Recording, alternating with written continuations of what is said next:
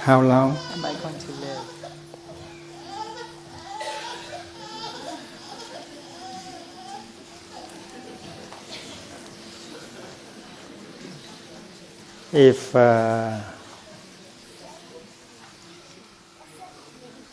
If you know how to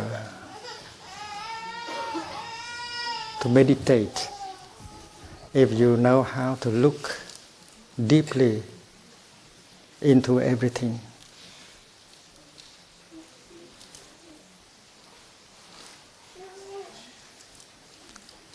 and then you will live forever, you will never die. But if you don't know how to look deeply into things, you continue to be afraid of dying. Scientists, they have found out that nothing dies, nothing can die. Nothing is born, nothing dies.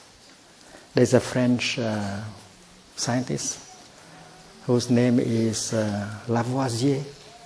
He has said that nothing is born, nothing dies. Rien ne se crée, rien ne se perd. Therefore, a practitioner of meditation, while practicing looking deeply into everything, they will discover the nature of no birth and no death of everything.